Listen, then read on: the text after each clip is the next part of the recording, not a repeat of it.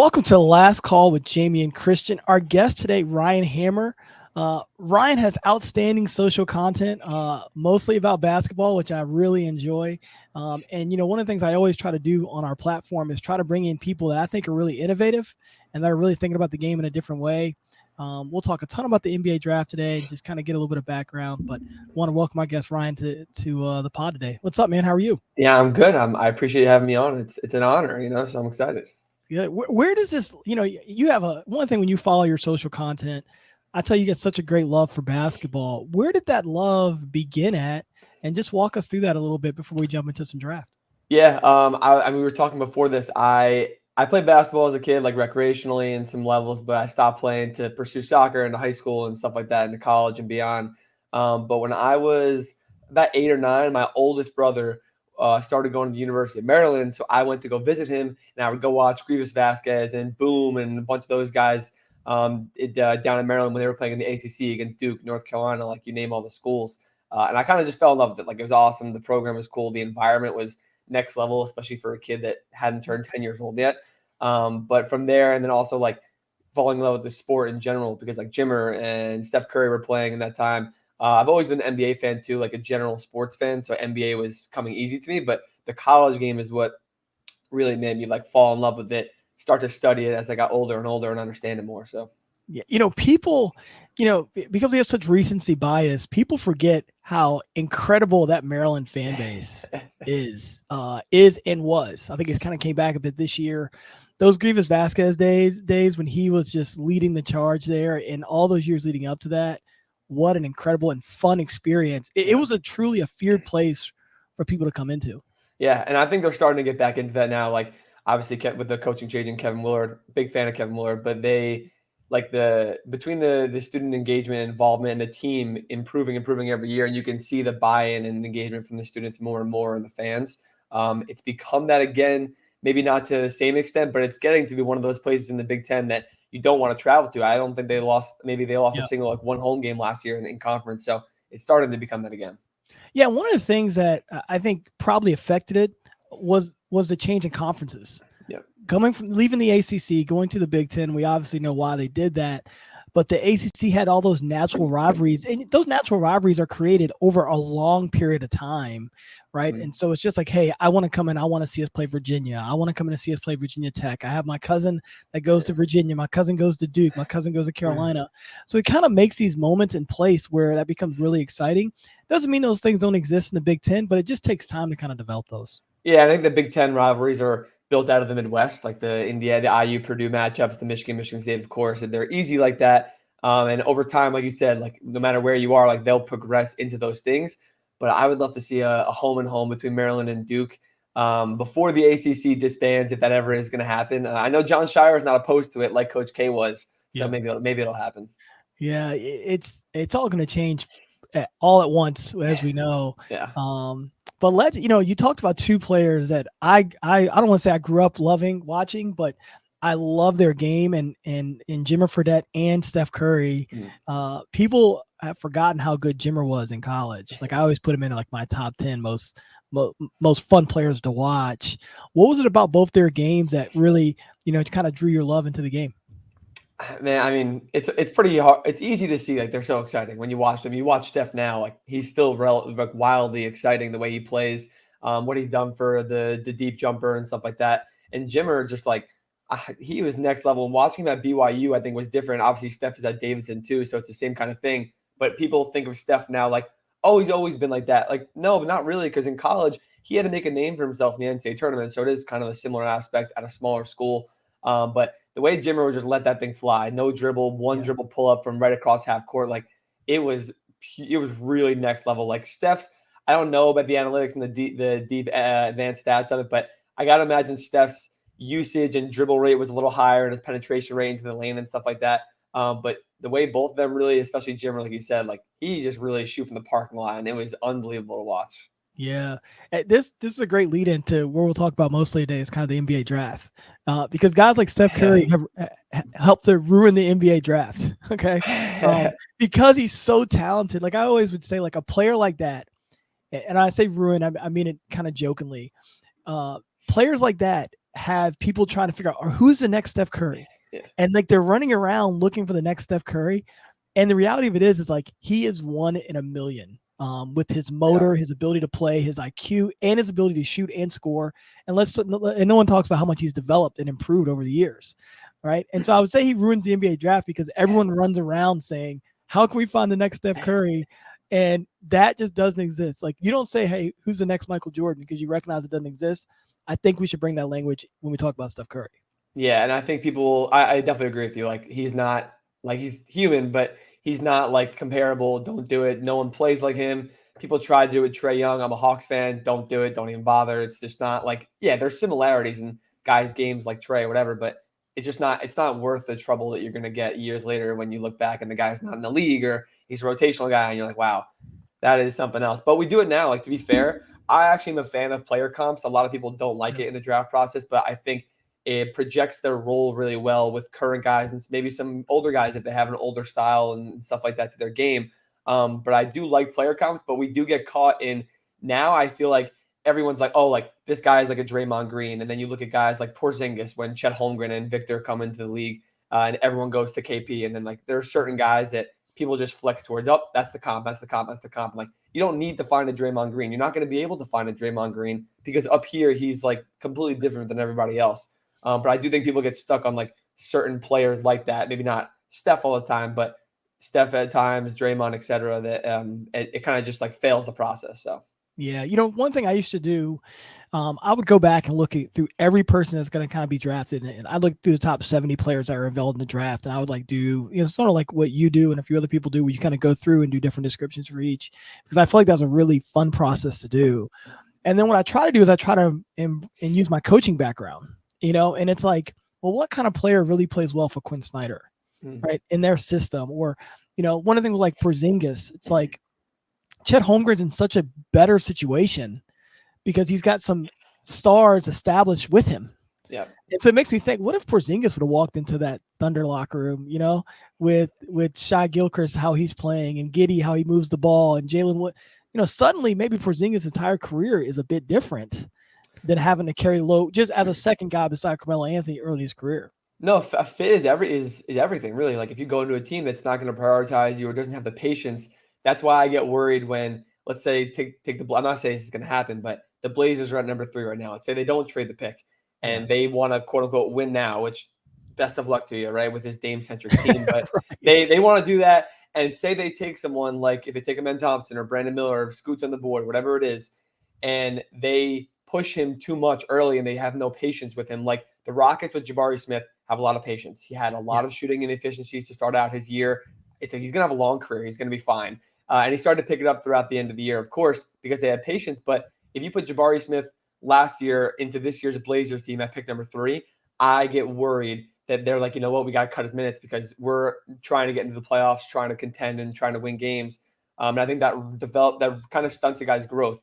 I think like Dennis Smith Jr., obviously, like there was some patience with him, but he kind of popped off earlier this past season when he had his opportunity. And like, because maybe his fit wasn't great and the patience wasn't great in earlier part of his career. So, yeah, it's funny. I mean, I was kind of, obviously you and I have been talking a ton about the draft. We've been DMing about the draft and stuff like that. And I love the fit for Victor Wembanyama to the Spurs. I think having a chance to play for a Hall of Fame head coach early in your career, when you look at players kind of having that transition, Carmelo with George Karl or guys who are like coming into a franchise, I just feel like that's such a benefit because they have the credibility to hold a standard.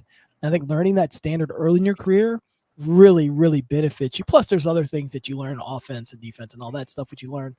But I think they're learning how to hold the standard is super important. What do you think about Victor? What do you think about the Spurs for him? Bill, off of what you're saying, I completely agree. And from what they've had in their storied franchise success in the last 20, 30 years, they still have pieces like Pop in the organization that are very much a part of the reason to that success, which is so great. And the team is also, I think, a huge part of the fit too, because they need a big, first of all, they need a big time. He's going to start right away as long as he's healthy and everything. But they have a lot of young guys that are good, whether they keep Keldon or not, but Keldon, Devin Vassell, Malachi Branham, Trey Jones, like they have a lot of guys that are going to gel really well with him. They're all like younger age. They're all kind of on the incline in their career and things like that. So everything from what you said with the team fit, the style that they're going to play, the patience that they're going to have with him is perfect. It's hard not to like him. People that think that he's going to be injury prone. He's not injury prone. He's been playing pro for years, and he's fine. He's fine. Everyone says, well, what about Chet Holmgren? I'm like, those are two different people, first of all. And second of all, Chet hurt his foot once. Like, he was fine in college. He hasn't had injury problems. He's not injury prone either until it becomes an Anthony Davis issue and like stuff like that. Which I'm not saying it can't. You can't project injuries unless you've seen it in the past. Right. But people that don't think Victor Wembanyama is good, or they try to say Scoot's better or Victor is going to be a bust, like, they're just saying that they probably post like clickbait content or whatever. Like, Victor is one of a kind. He's special. Everyone, even like Brandon Miller was like, I like when prospects say I'm the number one guy. Brandon Miller is like, I'm number one, but I'm also not 7'5". So kind of is what it is. What I love about Victor is, which is one reason I think he won't be a bust. Now, I don't know if he'll be a first ballot Hall of Fame. That stuff kind of comes, but I love number one, I think his build is so different from Chet.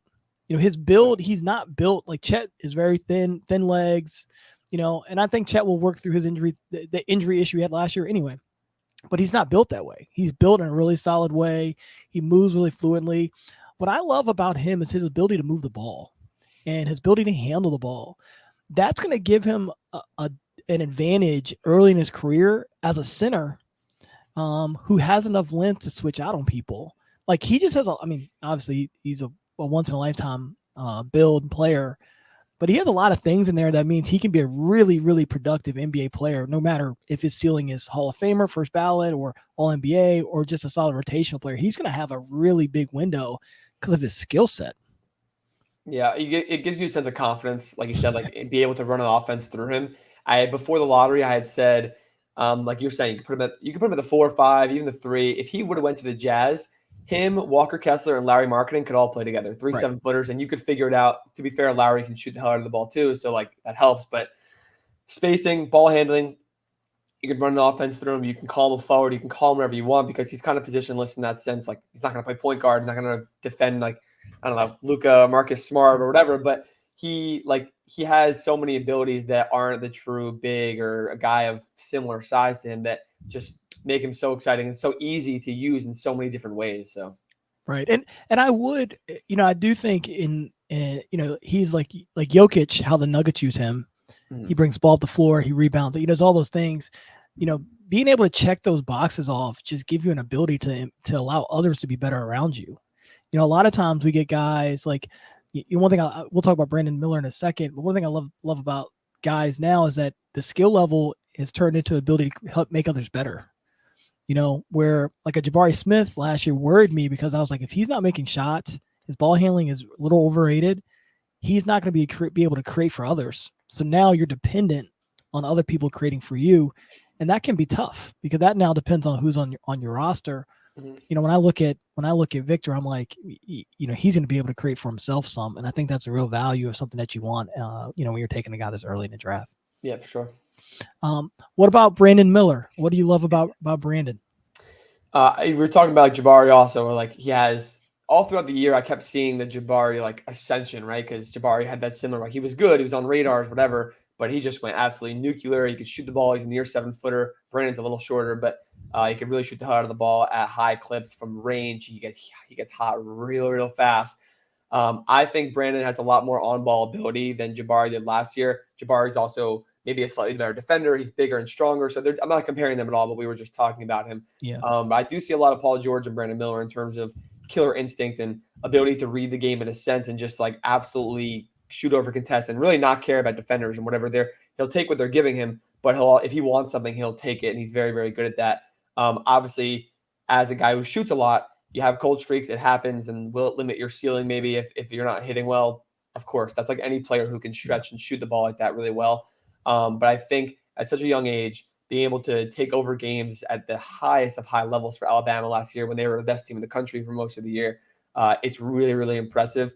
And people will say things about his maturity and off the court stuff, but like he's completely fine right now. He's actually been very, very smart about it all. He's been mature about it all in his conversations and in his interviews with teams and stuff like that.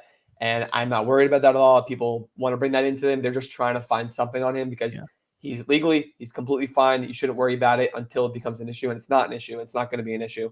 But as a player, I think he's awesome, and I think he definitely could be one of those guys like PG that hones into a better playmaker over time and as he becomes a primary option on a team. So, yeah, I think it's natural for people to compare him and Jabari. I think that's natural just because their size, kind of played in similar leagues, all that kind of stuff. But again, completely different players. I definitely can see the PG comparison. I love how Alabama used him this year as a ball handler. Like, they used him in a lot of different ways. He played in the pick and roll. He played in the post. He played on the perimeter. And, if I'm a guy looking to play in college, I want to play for a coach that's going to like really give me the ability to do a lot of different things. Mm. And I love watching that for Brandon Miller. Like, I felt like his ability to be on the floor, you think about a guy that talented, if you put him in a double drag action and he's set in the first or second screen, doesn't matter which one, the amount of attention that takes to stop. Right. And I felt like they just did an unbelievable job of putting him in a position where he was going to score it or his threat was going to open it up for somebody else.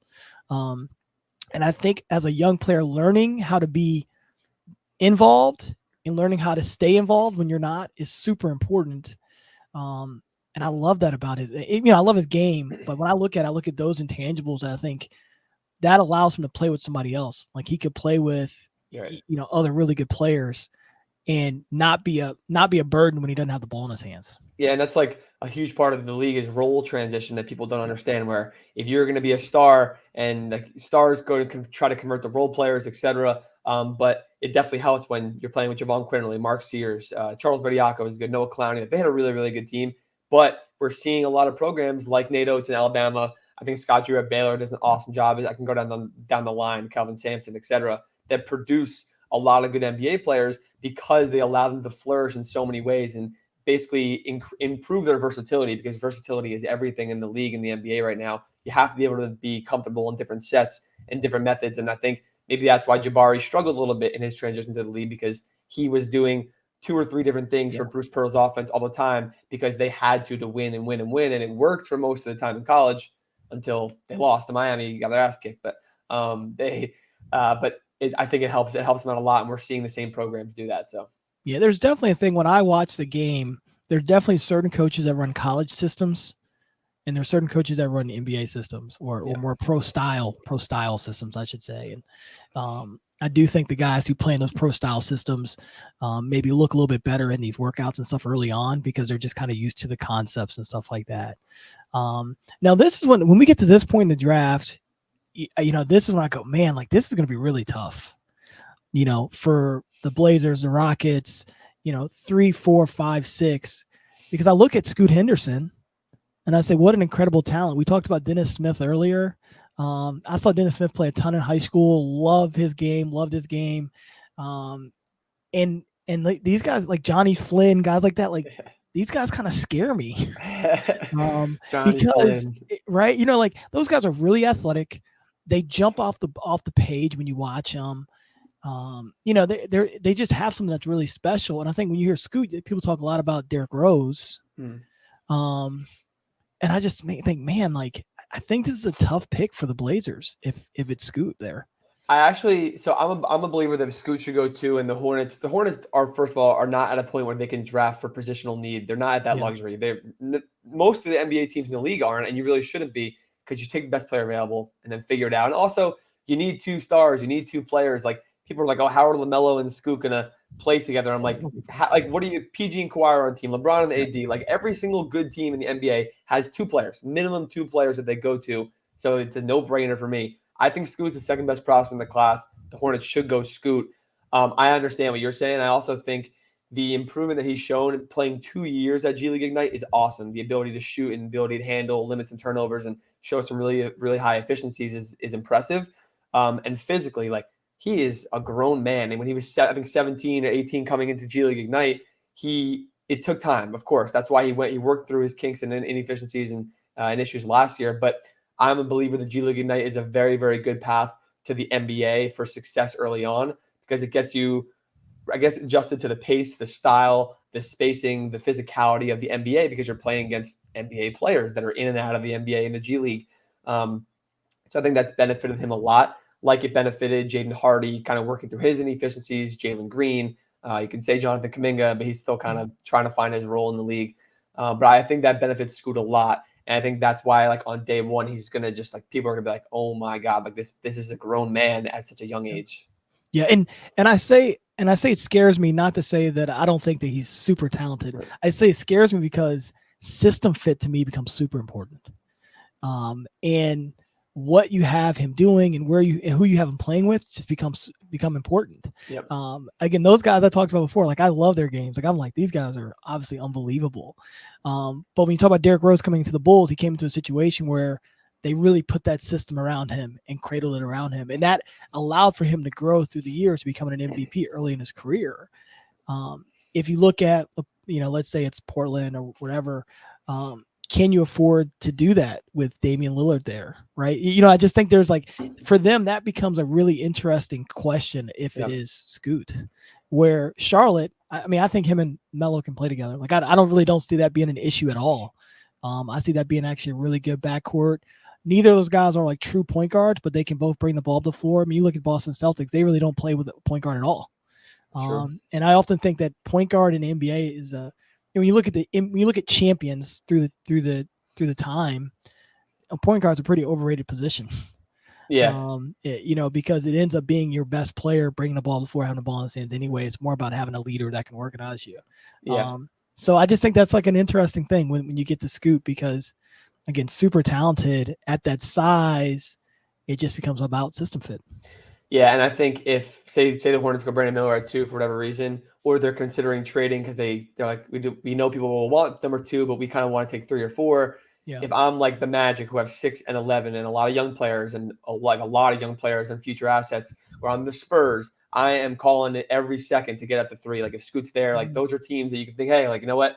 Like you said, they can build around him. They can build their offense around him, where LaMelo and Scoot can flourish, and Scoot can play with Dame, but there's also Simons, there's also Shaedon Sharp, and, like, there are a lot of guys there. So I do get that. And that's a good point about the point guard thing. Like, it's not really an aspect in the championship level teams outside of, like, the Bucks a couple of years ago, but Drew Holiday is more of like a supplemental is not the right word, but complementary point guard, we'll call him. And that's kind of what I say about Casey Wallace. And I'm not bringing him up right now, but they, like, point guards that don't have to be the best player, but can be quote unquote point guard still are very beneficial, I think so. Yeah. And I think that's what's, like, and that's how, like, we're going to go down to the Thompson twins and those guys as well. That's what I think becomes really interesting about this draft is, is there, like, a point guard, or are there a lot of guys who are more like that Drew Holiday sort of category where they can bring the ball to the floor, organize your team, but they can also guard a lot of different people. And I think that becomes really valuable when you're looking at a guy who's a lead guard type of candidate. What do you think about the Thompson twins? I've had a lot of mixed feelings about them for over a year now. Like, they've been very everyone's been very aware of it. I shouldn't do that. I've recruited some twins before. They hate when you put them all in the same category. I was going to break them up for sure. I was definitely going to break them up. That's my bad. There is a bit of generalization to them because they've been in the same program. They've been together for so long. So there's parts of it, like OTE. I'm not trashing OTE at all. I think I get what they're trying to do. I see the vision a little bit, but it's the gameplay is a little unserious at times, and it definitely hinders the ability to evaluate them. And, like, they played in people are like, oh, like, look at their TBT film or their pre-OT film. Like, I don't know if that justifies more either. Like, I get they're playing against, like, bigger dudes and, like, more competitive defenses, but it's tough. But their skill sets are absolutely incredible. Asar's ability and improvement of shooting the ball has been super impressive at his length.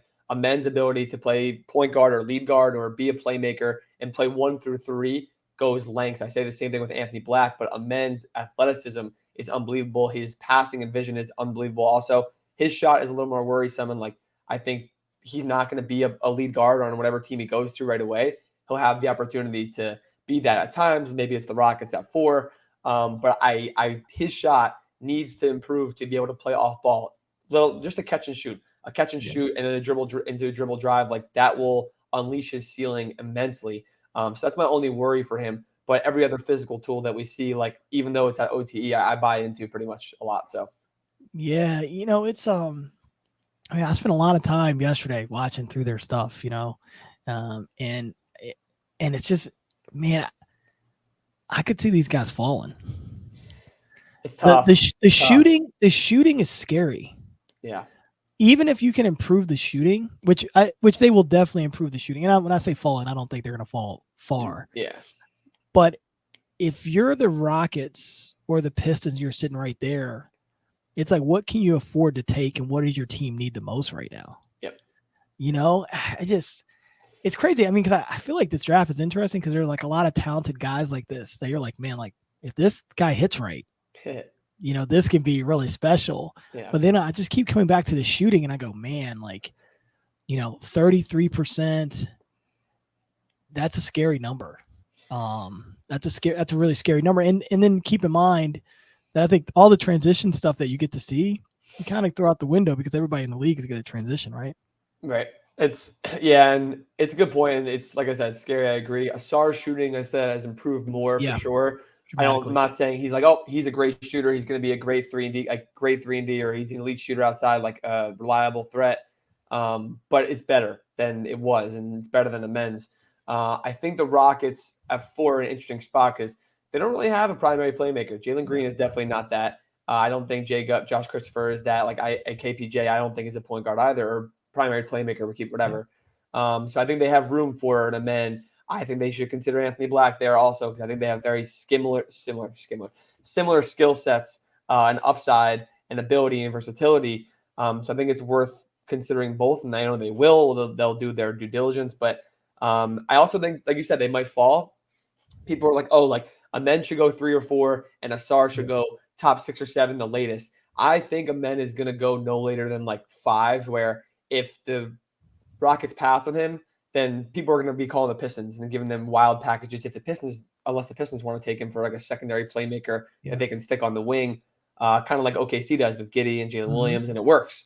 I think there's a world, and people don't think this. People think they either both go early or both go late. But like you said, they're different players, and like they don't want to be associated as the same person. I think there's a world where Amen goes 4 or 5, whatever, and then Asar ends up going 10, 11, 12. I really think that's a possibility. And I don't think, because of the guys that have similar skill sets to Asar in that range, like Grady Dick on the back end, Cam Whitmore on the front end, and Taylor Hendricks even as a forward, like there's other options than Asar where there's not many playmaking options like Amen outside of Anthony Black at the top. So yeah, and I don't think they will fall out of the lottery. Like I'm with you. Like I just don't see that, because the other thing that happens when you get to about 16 in this draft, you're starting to stretch on athleticism. Yeah, that's true. Right. You start to look, you go, all right, well, they could go there, but the athleticism isn't there, but the skill set's there, right? So those guys have the potential to have both. Obviously, they have the skill set, they have the athleticism. We're really talking about one area that's an area of concern, which they've shown they can improve on, and they will improve on, right? So I just think I don't think they're going to fall very far, but I could just see people being nervous that early. Cam Whitmore played at Villanova this past year, had some unbelievable moments. Villanova guys have played very well in the NBA. Many of them have seen as kind of overachieving. He's really one of the first guys that's sort of like, this top 5 pick, right? I mean, they haven't had a ton of those guys through the years. They've had guys that have been a little bit later, have great careers. Who do you think Cam Whitmore compares to? And what do you think his NBA fit is like? I think he's shown improvement shooting the ball too, which I love to see. And like, talk about athleticism. This man is a freak. I remember watching Team USA before I came to college in the summer, and I was like, good Lord, this man is going to be an absolute problem. And him, I think he missed a chunk of games, and Villanova's obviously underperformance as a team didn't help, and his inefficiencies early on, but he improved, he got better. And there's so much ability that it's going to be hard to not take him in the top 6 or 7. I think the Magic make a lot of sense at 6. I think the Pistons make a lot of sense at 5. So I don't think he's going past those spots. On the floor is tough. I see a little bit of Miles Bridges on the floor. I'm going to say it again, on the floor, Miles Bridges. Yeah. But the athleticism is there. Same kind of athleticism, above the rim, outstanding vertical ability, like on both ends of the floor. And that alone makes him able to make plays. And Miles also with an improved shot over time. I think Cam Whitmore can be something like that, because Miles is on the verge of a very, very big contract being a primary player on a team that could butt into a young playoff team. So I think Cam Whitmore could definitely hit that upside on the floor. Yeah. I like this. Like just kind of watching what the Pistons have done over the last few drafts. Cade Cunningham, Jaden Ivey, Jalen Duran. Their athleticism is like they've gone for they've gone for an athletic group of guys. Yeah. And guys that were electric. I mean, so I think when it gets to Detroit, I think it'd be hard for them to pass up on someone like that. It just seems like that's the mold they've been going, just athletic, defend a lot of different ways. Obviously hiring Monty Williams, I think, is a really interesting hire because I think it's a guy who's had younger players through times like Bridges, and they've improved at a certain level. I think that's why it's like when you look at the Rockets and at 4-5, I'm sort of like, man, he's a hard one to pass up on, I think, because he has some athleticism. He's done it at a little bit higher level than the Thompson twins have consistently. And he's young. I mean, he's not even 19 years old yet.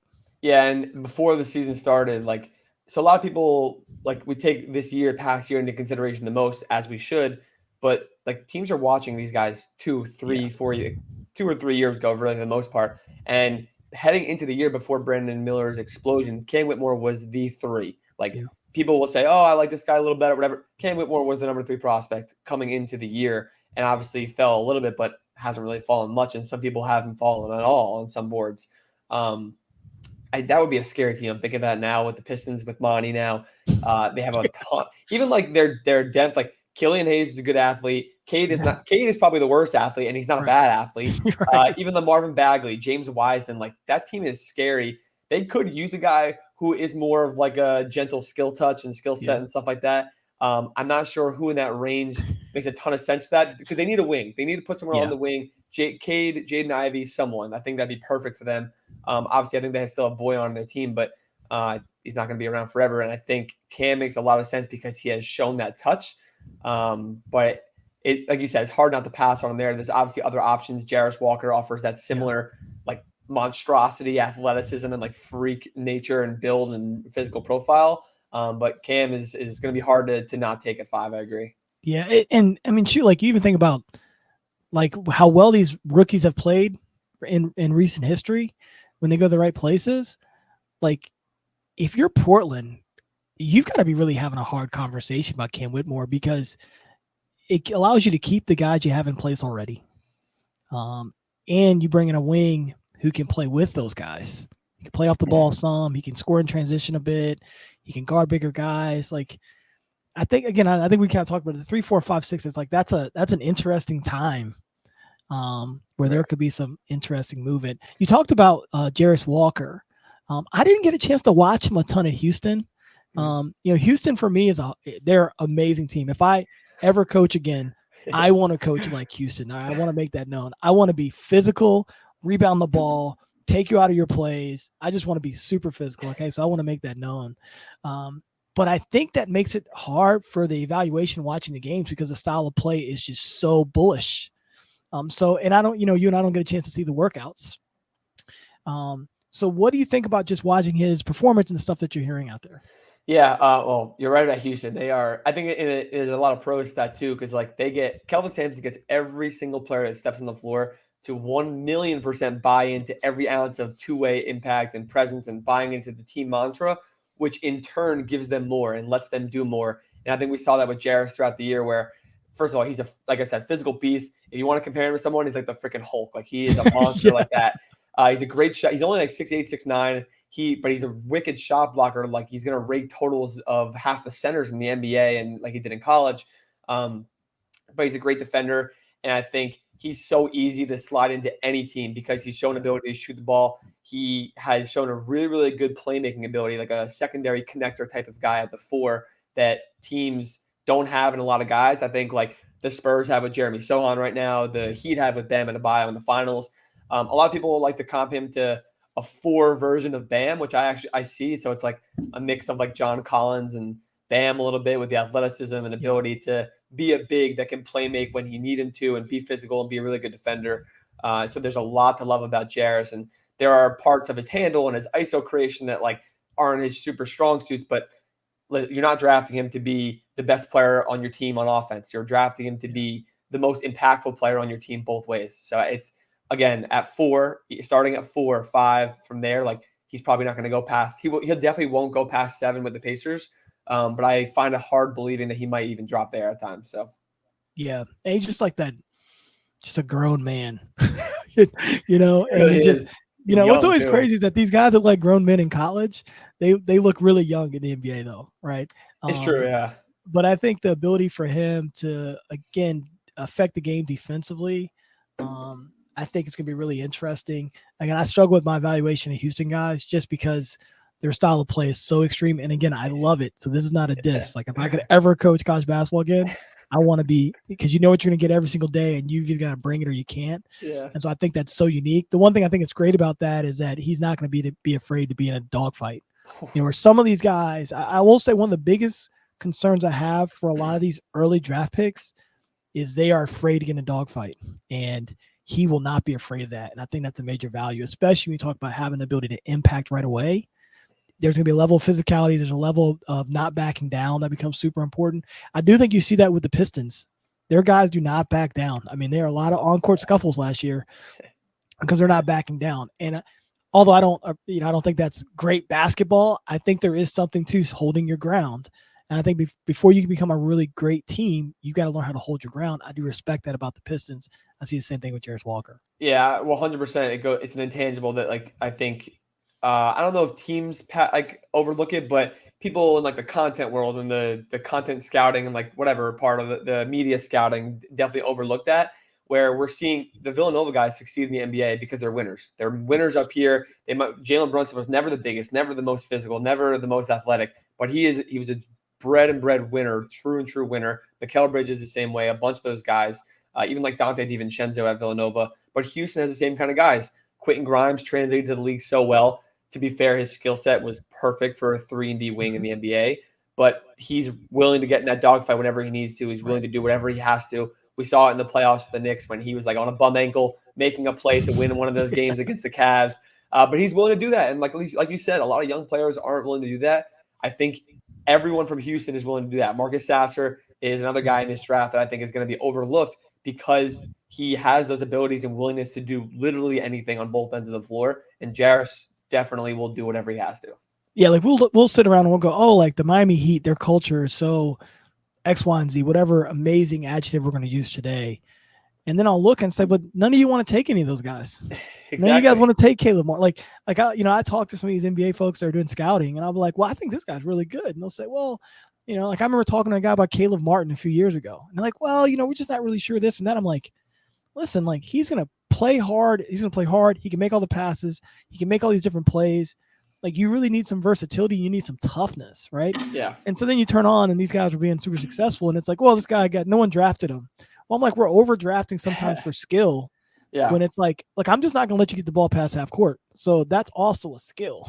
Especially when you get into like the ladder of the first and the early second. I've always been a proponent, especially the guards and the wings. Take the experienced college guys that are dogs that do everything, because the upside guys, the big upside guys are gone. And your chances of finding a star are slowly dwindling as you get every pick in the draft further and further and further. So when it comes to it, take the safer pick. The Pacers took Andrew Nembhard last year. Great pick. Steele at 31. And Malcolm Brogdon for the Bucks. Jalen Brunson was at 32 when he got drafted. It's the same kind of thing. Right. I agree. And I think if a guy's skilled and he's fallen that far, that would worry me. Right. If he's a dog, he's just going to fall because maybe people don't think he's that skilled. I think there's a major difference in recognizing what the value is when you get later. I think super important. A guy had a chance. The next couple guys we're going to talk about, I had a chance to work with last year at Chris Paul camp. So I know these guys some. What do you think about Anthony Black? And what do you think about the year that he's had and the impact he can make? I was a huge fan of Anthony Black at Duncanville coming out of Texas. I've been a huge fan through and through. I think there's obviously some questions on some inefficiencies. He has some turnover issues at times to shoot the jump shot for sure. But man, there's so much to like. We were talking to Ben Thompson before. The athleticism he has, the ability to play 1 through 3 on offense or defense is awesome. He's a great driver. He's a great playmaker. Playing out of the pick and roll at 6'7" is more unique than people like to admit at his comfort level and his ability to get to a floater and drive, attack the rim. And on the defensive end, he is probably a top 5 or 6 defensive player in this entire draft class because not only can he guard 1 through 3, but he has long arms. He's poking balls free. He's super active. His feet are so agile. And I think, like we said before about Jarris and Sasser, playing in the Eric Musselman system, he is just, his work rate is unbelievable. His motor, I love Muss. I'm a big fan of the Muss bus, but he got everything out of him this year on the defensive end to slide, to hit the lane, to tag, to help in the lane, and whatever he has to do. So I think that's going to go a long way. And it just raises his floor, especially when you're an elite defender. It gives you such a high floor in the league. That's why Killian Hayes is still in the league. He struggled so much offensively, but he's been such a good defender that it's gotten him to a point where he's actually a decent NBA player now. And the offensive game will let him flourish and raise his ceiling. And I think that's kind of the picture with Anthony Black, but he's a very good offensive player also. But once that jump shot comes at all and any consistency to his strength, then he's going to be a very, very, very good player. Yeah, God, one of the things that I really like about him is he's like a super, this is going to sound weird, super nice kid. But I think he has like the ability to understand the things that he does well and the things that he doesn't. When I was spending time with him, like so much of it, again, I'm talking to a bunch of these NBA guys through the course of the year, and they're like, well, this guy's young, he's going to improve. But no one improves unless they recognize that it's a weakness. When I had a chance to spend some time with him, like he really knew, like, hey, like I'm good at this, I'm not good at this. This is what I do really well. This is what I need to, like, he had a great awareness to it.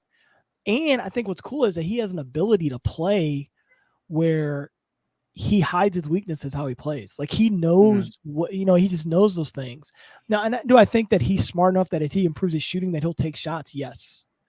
I do think that. Like a lot of times when guys say, oh, they're going to improve their shooting, but they still won't take the shots that they need to take.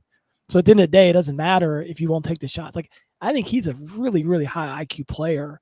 I actually would love to fit with him with a guy like Bradley Beal, because I think Anthony Black's best skill.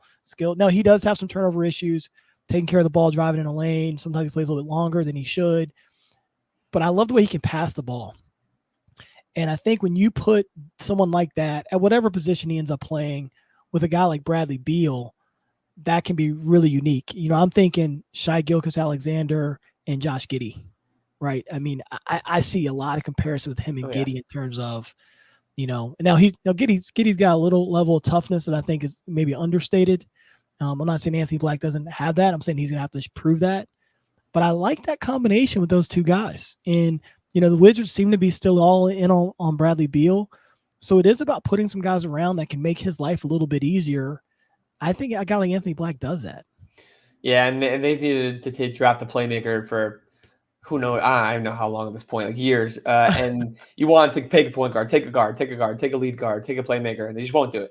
And everyone that I talk to, that I speak to, whether it's fans or internal people or scouts or people at agencies, Anthony Black to the Wizards is such a good fit. If he's on the board, there's no way they pass him. If they do, then they're going to be kicking themselves in like 2 months when the season starts after the draft or in summer league. But he, like you said, his passing, his IQ I think on both ends of the floor, the ability to make plays that you're like almost like wow highlight plays that you think, I don't know how he's even seen that, where he's making cross-court passes, he's making skip passes, and on the defensive end, like jumping the lane, seeing the skip pass overhead to get an easy 2 the other way, and his physical ability allows him to do all these things, but he sees a lot before it happens, and I think it speaks to him. The Giddey thing is perfect. My comp is literally in parentheses athletic version of Josh Giddey, and I think it makes a lot of sense. So I like that. I don't know if he goes above there, but I think that's a good natural fit right there for what those teams are looking for.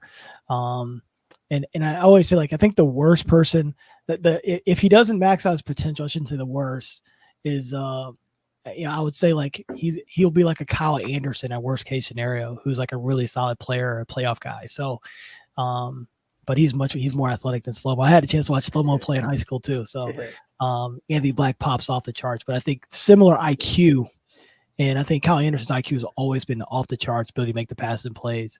But I like Anthony Black. I think he's a guy who's got a chance to really impact the team. Now, someone that I had, again, is Chris Paul camp last year, Jalen Hood-Schifino was there as well. And I love Jalen Hood-Schifino.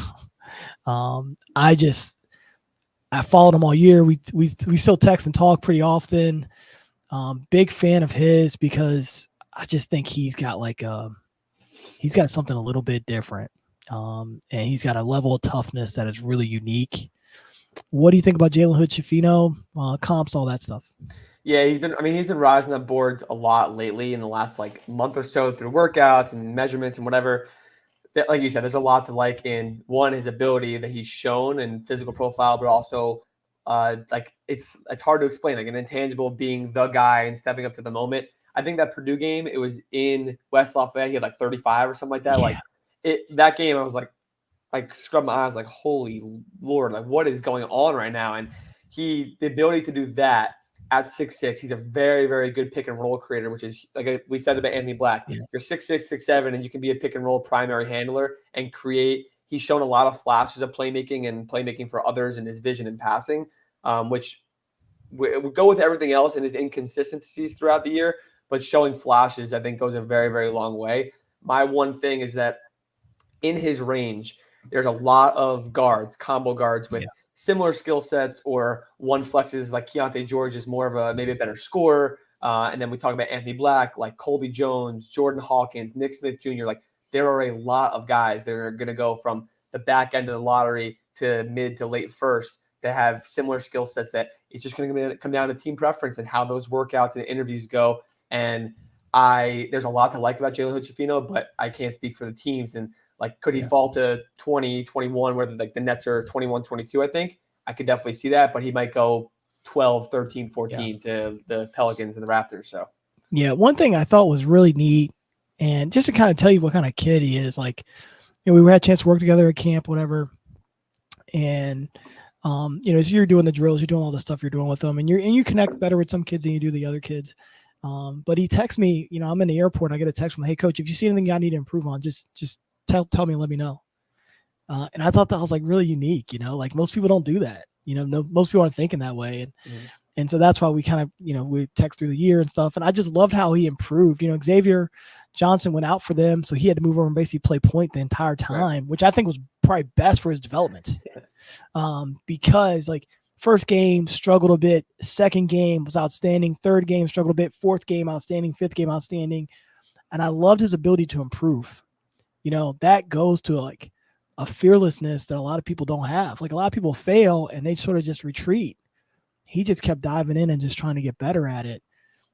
I just feel like he had a maturity that I think is going to allow him to be a good pro early in his career. And I don't know if that's, 20 points a game. But a good pro is the ability to help a team win consistently. But him and Anthony Black both have the ability to switch and guard bigger guys. And, I think that's a real commodity. That's a real commodity in today's NBA, to be able to have guys with the ball in their hands that can sort of play that way. Yeah, I agree. And that maturity part is huge. Like guys who are freshmen, that he definitely resembles, that Casey Moss, I mentioned before, resembles that. And guys that play IQ wise and like you said, maturity way beyond their years. Like I think he's going to be older for coming out as a freshman. I think he's going to turn 20 around draft night. But 1 year of experience and having the maturity to just completely take over games, I think is something that speaks on his intangibles. So yeah, let's talk Cason Wallace, a guy who, had a chance to play a ton of point guard at Kentucky this year because of all the injuries that they had. What do you think his fit is? And what are some things you like about him? Yeah, well, I think it's hard. He is probably the most true point guard at the top of the draft, outside of Scoot, I guess. Like you can argue, but the complementary point guard that teams will pass on because they have a Cade, they have whoever, they already have guys like that, and I get that. I love Casey. Now he's a top five. If someone took him in the top five, wouldn't question it at all. His floor is so high, and I think his ceiling is kind of what we call, a lot of people in the draft world, a false ceiling, where you think it's a low ceiling and he's a safe prospect, but his ceiling is very high, like Drew Holiday, who is my comp for him.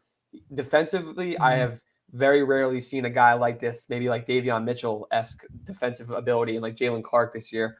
But ability to guard on the perimeter and ISO against anyone, because he's like 6'4", 6'8" wingspan. Yeah. So if he becomes reliable enough offensively to be in the game, you want to put him on Luka Doncic to guard him. Like I think he'd do maybe not a great job. It's hard to guard Luka, but you do a half decent job against guys like that, against Trae Young, against Shea, and all these, and Jalen Williams, against these young star guards.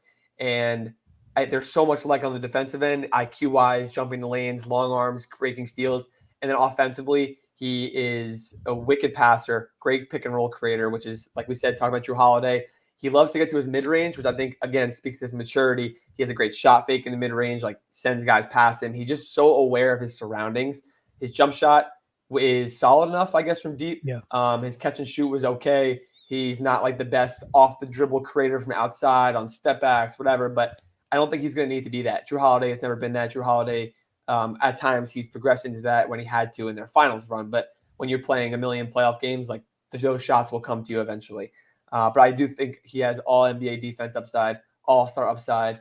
I'm ranting about him because I am very passionate about Casey Wallace. I think he's legitimately going to be one of the better players from this class in years to come. And I'm very, very confident in him having a very long and successful career. Yeah, like I don't know what his I don't know what his ceiling is, which is not a bad thing. Right. I love how when he moved to the point guard position for Kentucky, they got better. Mm-hmm. And I think that's and he played it differently. I do think his ball handling needs to improve to be a point guard. Obviously he goes right way better than he goes left. Right. I do see that in his game. I do see he can play point guard right now. I think the development part of that has become really important. But I like the maturity in which he did it. I love the fact that they got better with him at that position. I love his ability to defend. Like, no matter where he was at on the floor, he always found a way to defend and impact the game. I agree, like Bruce Brown and guys like that, Drew Holiday, those guys win. Yeah. And you need those guys on your team. Like, if he's a guy who falls a bit, that could be good for him. Because he could end up on a winning team where his attributes are really, really needed. If he ends up on a young team where they have a lot of young wings and guards, he could easily kind of get lost in the shuffle there a bit, right? But he's one of these guys, if he falls to a good team, he could be impacting the playoffs pretty quickly.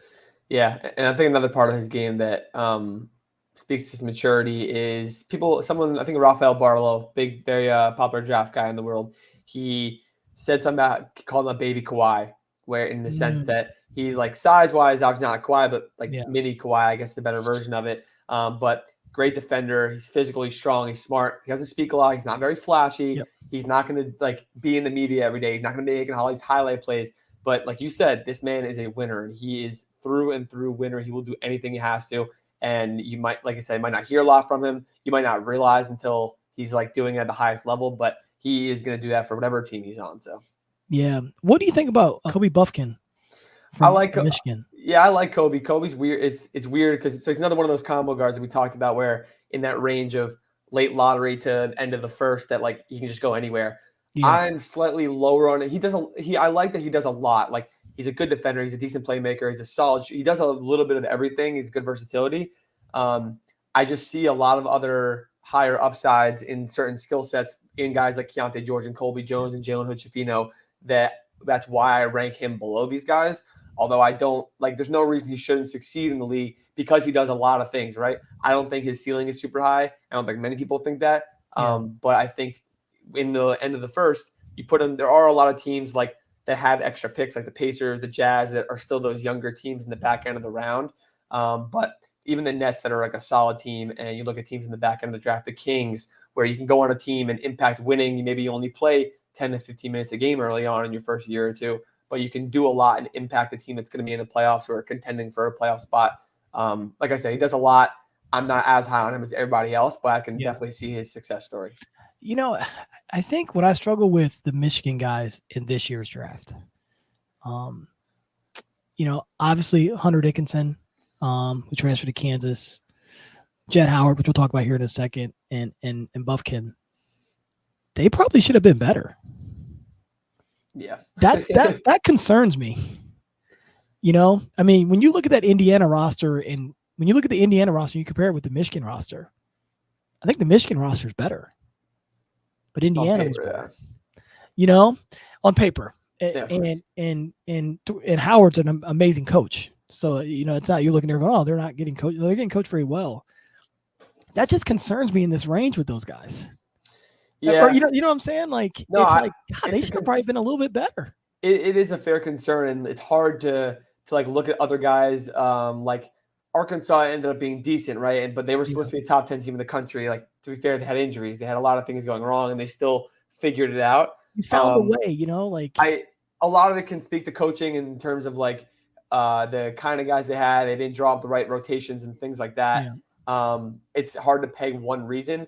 It's a question. I don't think it's like a weakness, like you said. Like you're yeah, like you just think about it. You're like where's the winning impact if they're getting thrashed by teams and they barely beat Eastern Michigan, who won like less than 10 games on the entire year, I think, or something like that.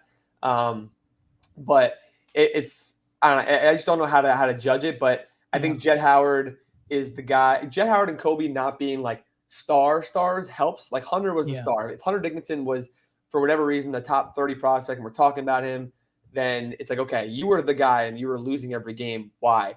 Jett Howard's a complimentary piece. Kobe was maybe a little more than that, but still a complimentary piece. And I think Jett's transition to the league will be very easy because he's going to be a 3-and-D. He's got good size. He can shoot off the move and NBA looks. So I tailor that less to him than Bufkin, but in similarity, like both of them less than I would Hunter Dickinson. So yeah, and I think that just for me, it just kind of puts that's why I would have guys like Keontae George and guys like that a little bit before, just because I don't have that same level of concern, right? Yeah. And I think I would have to weigh that because I view that position in college as a point guard, not in NBA. In college as a point guard, you're making a lot of decisions that impact winning. So that would concern me. Let's talk Keontae George, a guy who was, I think, going into college, he was preseason top 5 pick. He's fallen a little bit to the borderline of the lottery. I think you love Keontae George. Just talk to me a little bit about him. Listen, I'm a Hawks fan. If he drops to 15, I'm dancing in circles on draft night. I'm going crazy. He's super talented and like skilled. Coming into the year, I anticipated him being like this pure 2-guard that's just going to score like 20 a night, 1 or 2 assists a game, almost like Jordan Hawkins kind of ended up being this year.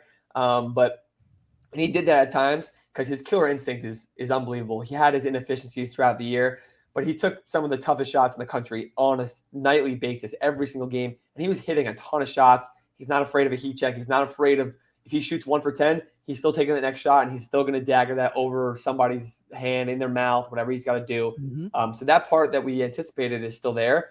His playmaking ability just developed so much. And Baylor and Scott Drew's allowance of him and Adam Flagler and LJ Cryer all to flourish in every aspect of their game and be the point, be the 2, play all 3 of them at a time, I think helped him a lot develop as what could be a point guard. So that's why I classify him more as a combo guard now. He's become more comfortable running an offense as a playmaker and creating for others, which I love to see in his game. But it's something about that killer instinct that was like, it's immeasurable, but it's there. And I said it with Brandon Miller. There's not a ton of guys that have it at the top like this, I think. And I think he's up there. So like if someone took him, if the Magic took him at 6, I'd be like, great, love it. Take him high. He could be a future all-star. I see a lot of Anthony Simons in his game where it might take a little bit of time for him to be given the opportunity and right role to do all these things like Simons took a couple of years.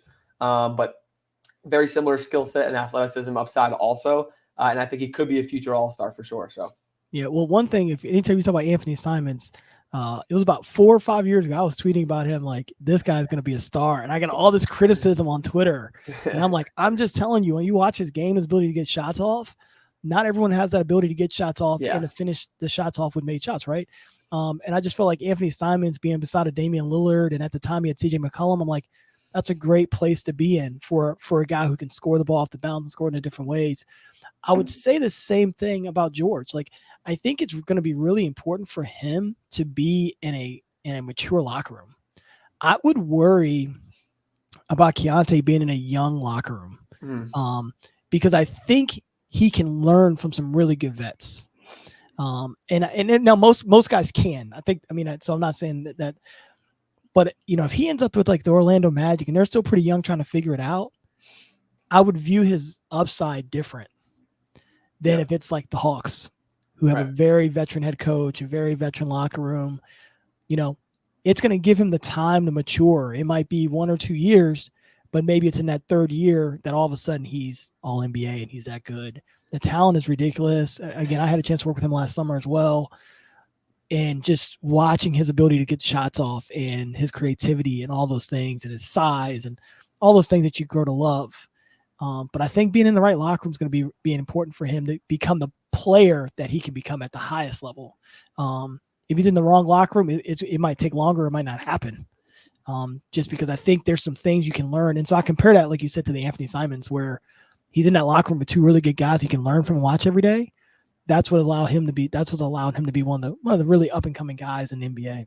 Yeah, I definitely agree. And not a bias thing. The Hawks at 15, the Pelicans at 14, the Raptors at 13. Those teams have a need. The Raptors, we'll see what they do. But as of now, all three of those teams are playoff caliber teams that have a need for a young guy like that to be just such a dynamic scorer off the bench on day one.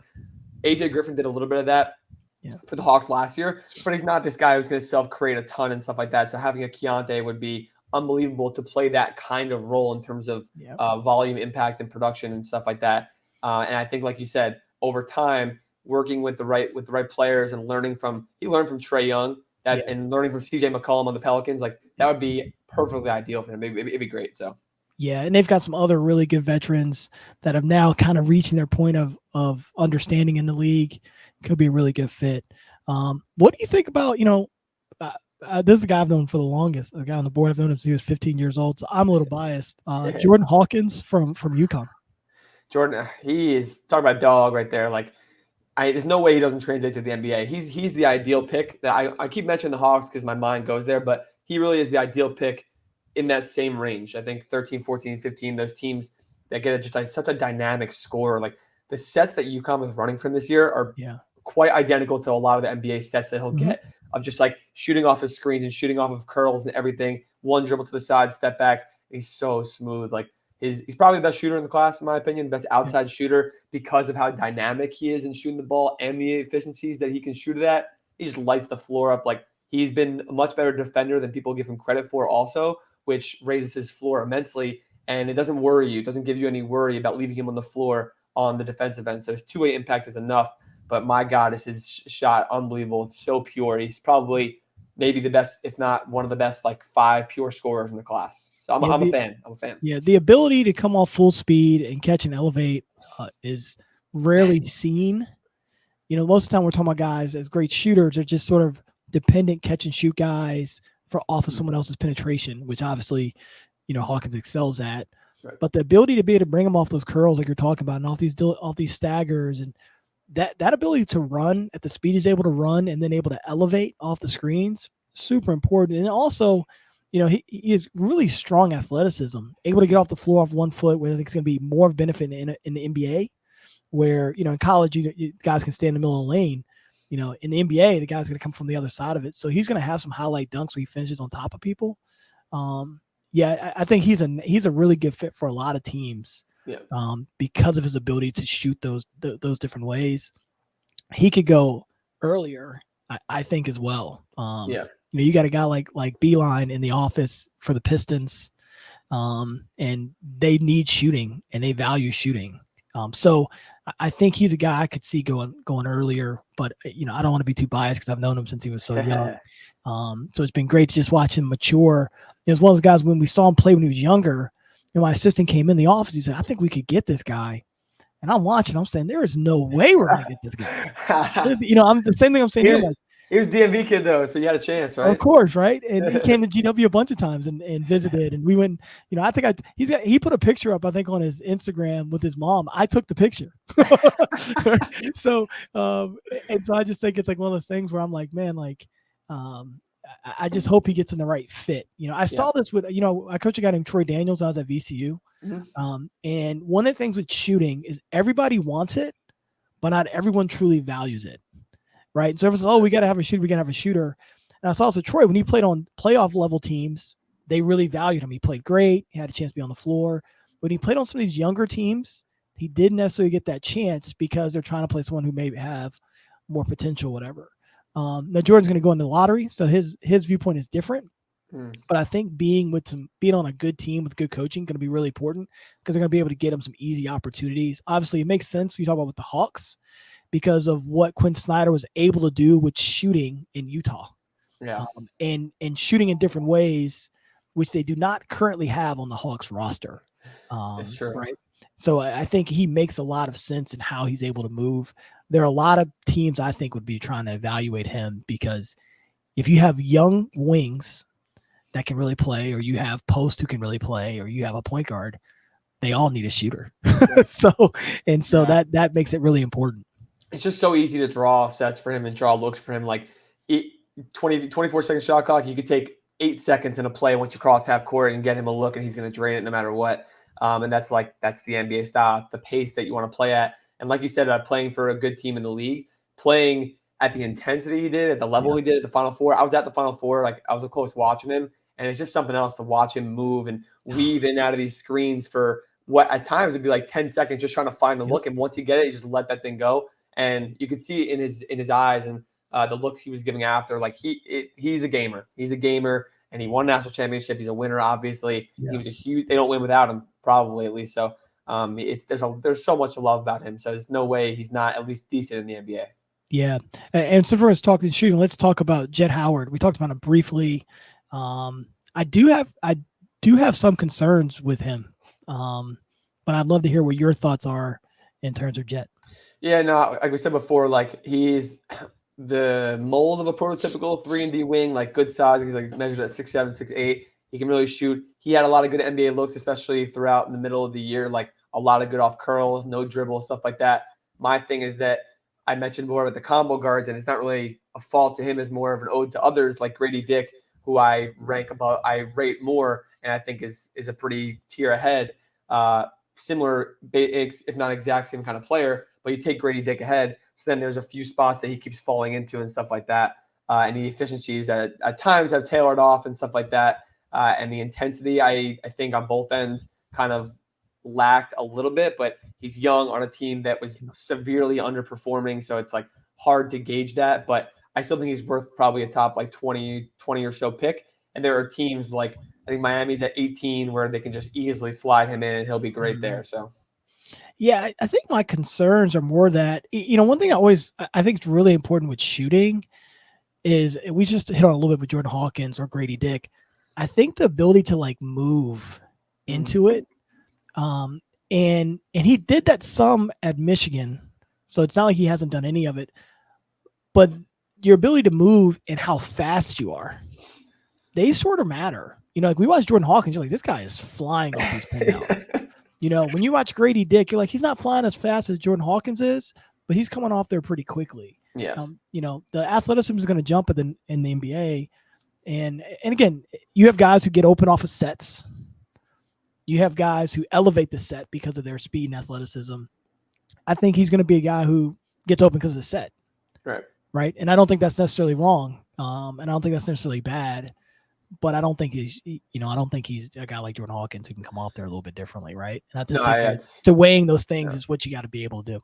That pace is a good point. I think Grady at Kansas, they did this with Ochai Agbaji, and Bill Self let him be the Ochai Agbaji in terms of that shooter role and on the wing. Grady was a lot of more like IQ and reads and decisions where maybe he can cut back door. He just kind of reads if he has if he has an up screen, and he just reads if a guy's going over or under, and he's cutting back door or staying up top for a three. But Jordan, the pace, Jett's ceiling, I think, is like a Desmond Bane, which is very good, to be fair. But like at the pinnacle ceiling, if everything goes great, and he plays a similar style, but Desmond Bane has progressed into like he played multiple years, like 4 years in college, I think it was. So he was able to become like this star player and ability to create on ball a little bit and take tougher looks, which Jett hasn't had the time to flourish into. But I'd say that's the ceiling. So yeah, and Desmond Bane has John Morant. That's true. That is getting in the lane at an incredible level. I think he has Tyus Jones, who led the NBA in assist turnover ratio, seven assists to 1 turnover. So he has those guys he's playing around, and then a couple of additional pretty good ball movers with Steven Adams and guys like that. That can kind of make Desmond Bane a little bit faster, a step faster, because that ball's coming out.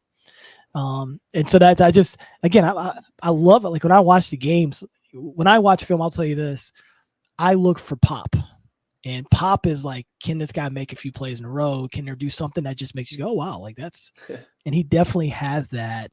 I think he'll fit into someplace well. I just don't know what his ceiling is because of some of those limitations. Let's talk Grady Dick. I mean, we're talking shooting. Grady Dick's one of the best shooters coming out of college last year. I personally, I loved how much he improved defensively from the beginning of the year to the end. They lost a couple games early in the year, and when you watch the film, people are really picking on him. They were putting him in curl situations, ISO situations, and he just wasn't physically at the time able to get there and be able to create enough friction. But by the end of the year, I just thought that, and like, just so you know, like for me, it's really watching and see how guys improve. Like improvement to me is super important. There's a bunch of guys are going to come in. They're going to be top 5 coming into college, or top 10 going in, or top 20 going into college, and they're just not going to improve. And the ability to improve is super important. I thought he did that at Kansas. Yeah, and he's still young and he's still going to improve. And the defensive end, like 100%, I agree. And I think that's a big testament to playing for Bill Self and one of the best coaches of all time, where over time you can tell they worked on that. And in terms of reading through screens and traffic on the defensive end, so he's not getting picked on a lot, using his length. He's like 6'8". I'm not sure what his wingspan was, but he's long, he's tall, to become maybe not like an elite defender by any means. Like Ochai was a great defender last year for the most part, but being impactful enough to not be, we talked about Jordan Hawkins, like be a good enough defender so that you can be on the floor to impact on the offensive end, and then vice versa for some other players. But I think it's a huge part of it. I think his athleticism is wildly underrated. He has shown an ability to be a great lob threat, backdoor cutter, and stuff like that at the rim, and finisher, finish vertically at the rim against bigger defenders and stuff like that.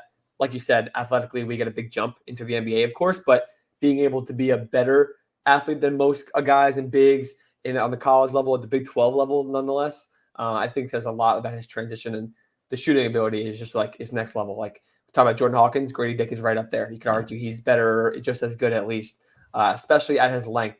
Finding guys who can shoot that well in these kind of looks at his length is maybe not one of a kind, but very, very unique. I'm going to finish up here. I've got 2 more guys I want to discuss, and I appreciate you've been nailing this. 2 guys I think are intriguing for me. Let's start with Nick Smith Jr. Yeah, Nick's got so much ability, and like so much ability. He was one of the top recruits. I think he ended up being number 1 on some platforms coming into the year. Like just so much raw ability, and he is like the pinnacle of a combo guard. He can create. He can be the guy. He can be a 2-guard playoff ball. I think he's flexing more towards a 2-guard throughout the year, that he didn't get to play a lot. He missed a lot of time. He had inefficient games a lot throughout the year, which is tough. And it's hard to combat that because, to be fair, when you're playing with Anthony Black, Devo Davis, Ricky Council, like there's a lot of mouths to feed. And when he came back, it's not like, hey, like here you go, like here's 30% usage and here's 30 minutes a game. Like it's not that simple, because Muss still needed to put out a team to win games and compete at the NCAA tournament and stuff. But maybe it helps him, like you said, with some other guys. Maybe he falls and he gets into a locker room like the Pelicans with CJ McCollum, or where he's limited in a sense, in a good way, to where it makes his look smarter and better, and it makes him a higher IQ player, because the inefficient splits are going to be an issue at times for sure. But his natural ability to slither in the lane and get to the rim and kind of like just slither through defenders and get by them, I think is very impressive. He has outside shooting ability. He can score on all 3 levels. So I think being a 2-guard with some 1-guard ability at times, I think is probably his upside there. But it sucks. Like injuries suck. It happens. And his year was not ideal for him, but he's still going to be fine. And there's a lot of upside to buy. So, the final guy that I think is going to be a good pro, that no one's really talking about right now, Derek Lively. Oh yeah, I'm a big fan, a huge fan. I agree. I've seen some people talk about him being like a top, like lottery go, top 10. I think who's at 10 this year? The Jazz are at 9. I forget who it is exactly, but Dallas is at 10. Dallas. That's exactly why. It makes a lot of sense. That would make a lot of sense. Yeah. I think you see there's a lot of Walker Kessler upside. Maybe not right away, because Kessler was Defensive Player of the Year. He was playing 30+ minutes a game at Auburn, and he played a bunch of years in college, the experience. But he's like 7'1", 7'7" wingspan, an elite shot blocker, like the most elite of elite shot blocker. Good at timing. He'll work on his foul efficiency and his IQ throughout time as he gets more experience. But there's so much to like. He has shown his jump shot ability in AAU before he came to college. He's shown it in some workouts, which you buy as much as you want in a private workout that's made to look you good. But the mechanics are there. The ability is there. I think it'll come in terms of at least a mid-range, like we saw with DeAndre Ayton through the years, like slowly come out more and more and more, to have somewhat of a jumper, to be stud on the floor at the 5. But I'm a fan of Derek Lively. Like there's not many really true bigs in the draft at all. I don't count Victor as like a true big. There's him. There's James Nagy from Barcelona. Deron Holmes withdrew to Dayton, so it makes him even more valuable. So right. I think that there's a passing ability there that I think people are really underrating.